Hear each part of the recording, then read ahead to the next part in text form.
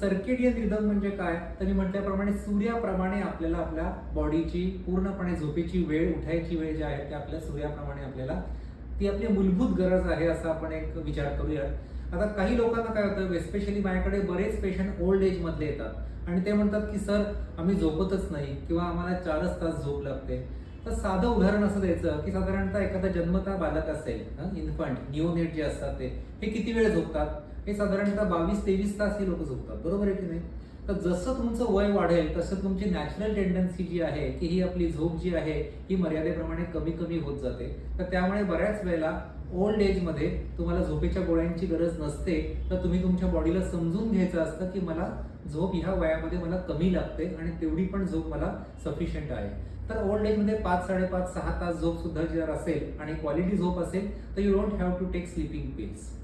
अजून एक गोष्ट याच्यामध्ये की सर्केडियन रिदम जो असतो तो आपला पूर्ण मेलॅटोनिन नावाचं हॉर्मोन आपल्या बॉडीमध्ये असतं. तर त्या मेलॅटोनिन प्रमाणे या सर्केडियन रिदम आपला पूर्णपणे मॅनेज होत असतो. तर यंग मुलं जी असतात की जी ॲडोलेसंट्स आपण म्हणतो, 16-17 वर्षाची मुलं, ही रात्री 2-2 वाजेपर्यंत झोपत नाहीत आणि सकाळी 10 वाजता उठतात.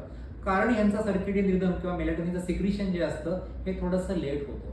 आणि ओल्ड एजमध्ये मेलॅटोनिन सिक्रिशन जे आहे ते थोडंसं अर्ली फेजमध्ये व्हायला लागतं. त्यामुळे ते लवकर झोपू शकतात 9-10 वाजता आणि सकाळी 4 वाजताच उठून बसतात. So this is absolutely normal. So as per your age, as per your body habits, your sleep pattern can definitely vary and you should not get addicted to sleeping pills just because you are old age and not sleeping for more than 6 hours. Thank you. तर ही माहिती जास्तीत जास्त लोकांपर्यंत पोहोचण्यासाठी please like it, share it and subscribe to my channel on YouTube doctor Mahavir M Modi. आणि please तुमचे comment सुद्धा खाली कमेंट बॉक्समध्ये टाईप करा की या छोट्या छोट्या हेल्थ टिप्समुळे तुमची झोप कशा प्रकारे इम्प्रूव्ह झाली. थँक्यू.